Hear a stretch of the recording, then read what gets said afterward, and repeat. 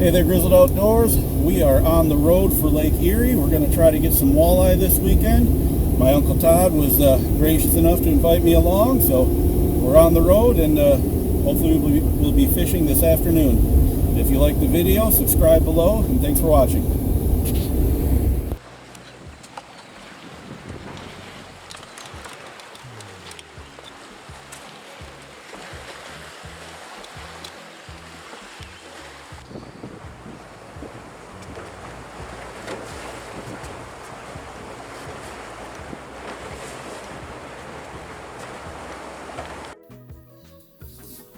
Other than Friday evening, it was an absolutely beautiful weekend for fishing.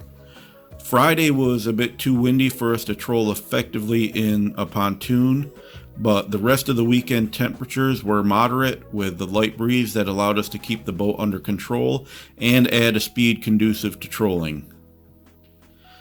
We had action just about as soon as we could get our lines out.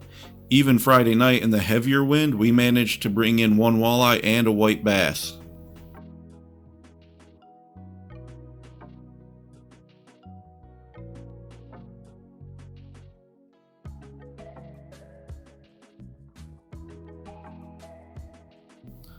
As far as technique goes, we were trolling in approximately 21 to 24 feet of water, pulling crawler harnesses, and we kept our speed around 1.8 miles per hour.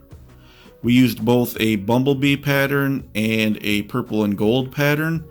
The bumblebee seemed to do better the first day, while the purple and gold was hot on Sunday, and that's one of the things you need to keep in mind when you're doing this. You just got to pay attention to what the fish seem to be keying in on, and that'll help increase your odds of filling that limit. The rods and reels were nothing fancy. They're Akuna trolling rods with matching countdown reels. We trolled the harnesses 25 to 30 feet behind the planer boards and used 1 ounce tadpole inline weights to get them down to depth. We generally had 3 lines per person, which is the maximum for Michigan, but most of the time we weren't even able to keep all 6 in the water at once.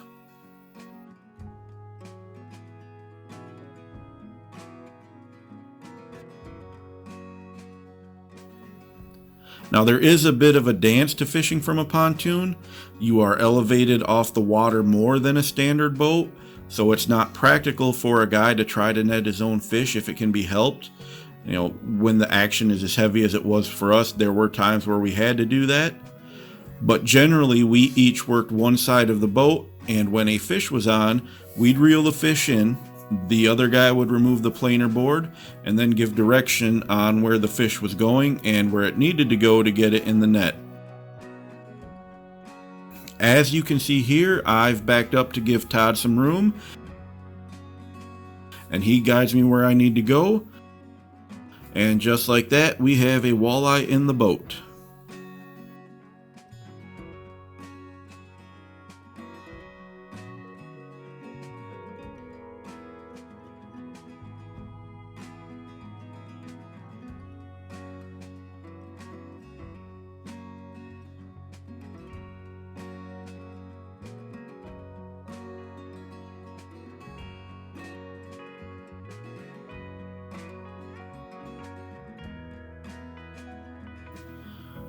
We didn't get a whole lot of footage Saturday, as it was more of a learning experience for me, and I wanted to focus on that rather than worrying about the cameras and footage and that kind of stuff.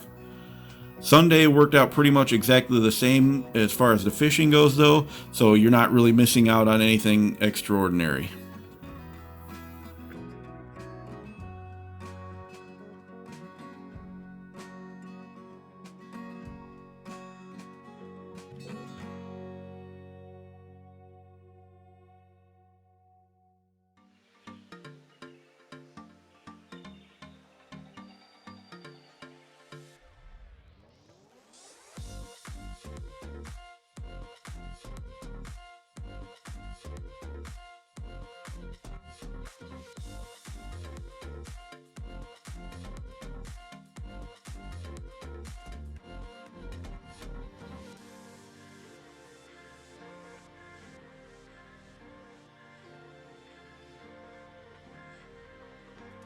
If you've trolled for salmon or lake trout or other things, there tends to be a lot more pumping and reeling.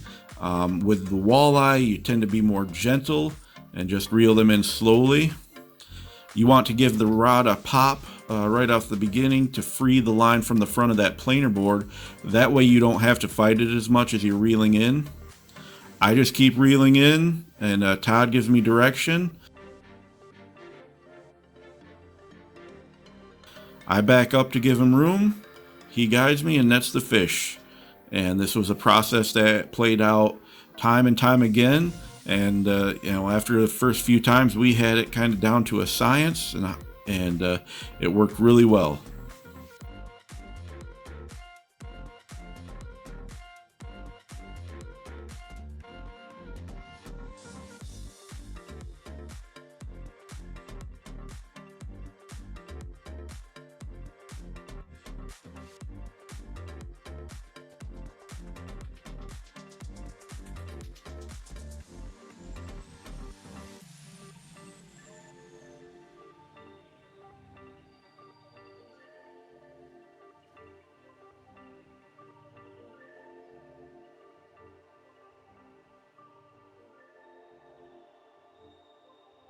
So over the last few decades, Lake Erie has not only become a legendary walleye fishery, but they are also known for phenomenal smallmouth bass fishing. In regards to the walleye, everyone we talked to was limiting out, and on Erie that's a 6 fish limit, and they have to be a minimum of 15 inches. Our fish ranged from just over that 15-inch minimum up to 22 inches for the ones we kept. And when we were at the cleaning station afterward, this seemed to be pretty standard, although there were a fair number of fish that looked to be in the 25 to 28 inch range as well. Now just look at the amount of boats out there. We limited it out in 4 hours both days. If other people were having that same kind of success, you would estimate that there's probably at least twice to 3 times as many boats cycling through the area throughout the day.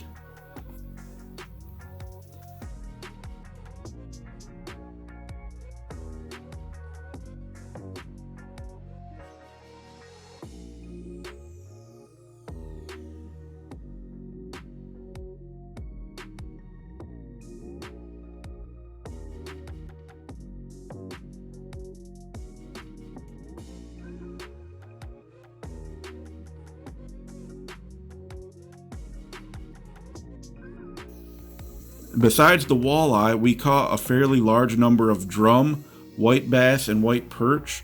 The people who regularly fish the area and target walleye consider these to be trash fish. I didn't keep any of the drum, but I can assure you the white bass and white perch are as good as any other fish when breaded and fried. The area is also known for good numbers of pike, catfish, and like I said earlier, smallmouth bass.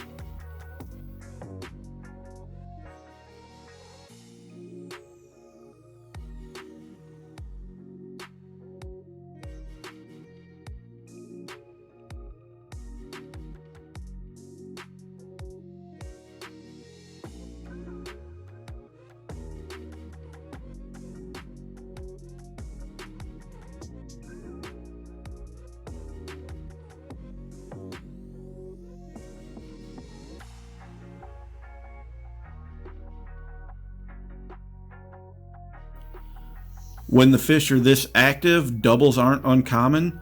I wouldn't have been able to keep track of how many of those we had. At one point, though, we even had a legitimate triple. We had 3 fish hooked at the same time, and we managed to land all 3 of them. Unfortunately, that was on Saturday, and I didn't get video of that.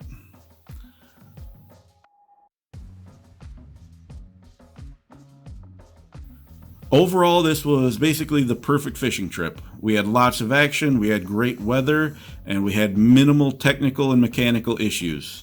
You should definitely consider giving this amazing fishery a shot if you haven't yet. I can't guarantee you'll have the success we did, but there's no question the opportunities are there. Hopefully you enjoyed this video. We've got more fishing coming soon and a special project planned that we'll be announcing in the next few weeks. Thanks for watching.